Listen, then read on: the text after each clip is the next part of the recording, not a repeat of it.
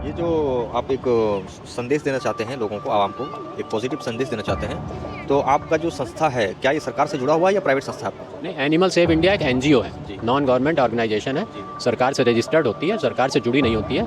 हम सरकार को समय समय पर जो बहुत सारी संस्थाएं वहाँ जाके कोशिश करते हैं कि वो अपने यहाँ जितनी भी एनिमल से आने वाली चीज़ें हैं उनको बंद कर दें खाने की, उनको प्लांट बेस्ड कैसे उसको बनाया जाए ये बताते हैं, और कई जगह हमने ऐसी कोशिश करके उनको बदला भी है। कि इन सब चीज़ों को बदलाव लाने के लिए सरकार को देखता हूँ मैं, भारत सरकार को, अक्सर किसी भी चीज़ में कुछ कमियाँ अगर होती है तो उस पर कानून बना दिया जाता है। मुझे लगता है कि इन सब चीज़ों पर भी, हालात को देखते हुए इन सब चीज़ों पर कठोरता से एक व्यक्त कानून होना चाहिए, और यदि कानून पास हो जाता है, पारित हो जाता है, तो एक नियमों को फॉलो करने के लिए देश के नागरिकों को ज़रूरत होगा तो खलास आने वाले समय में कानून देखिए उन्हीं चीज़ों का बनता है। जैसे आपने ये टी शर्ट पहनी है, इस टी शर्ट की डिमांड खत्म हो जाएगी तो कंपनी बनाना बंद कर देगी। हम मांस, मछली, अंडा, मिल्क प्रोडक्ट, चमड़े की चीज़ें, इन सब का इस्तेमाल बंद कर देंगे तो उसका बनना बंद हो जाएगा। उनको पैदा किया जा रहा है ना एक प्रोडक्ट की तरह, हाँ। तो इसलिए उसको पैदा करना बंद। आपने आज मेरे से बात की, आपको समझ में आया कि भाई ये गलत है, किसी जानवर को काट के खाना गलत है, हम अपने लिए क्यों खाएं, ऐसी चीज़ क्यों खाएं जिससे किसी जानवर को नुकसान हो रहा है। तो आप बदल गए आज, आपकी वजह से अगर कुछ जानवर कट रहे थे तो अब आगे से नहीं कटेंगे। तो एक एक आदमी बदलेगा ना। इसमें हम सरकार की तरफ हमेशा नहीं निगाह डाल सकते, सरकार की बात नहीं कर सकते कि वो ऐसा करते वो ऐसा करते। जब तक आप नहीं बदलोगे सरकार भी नहीं बदलेगी। हम पर्सनली हमको बदलना है। हम बड़ी बड़ी बातें करके खाली नहीं रह सकते हैं कि भाई ऐसा हो जाए वैसा हो जाए, सरकार ये कर दे, वो गलत है।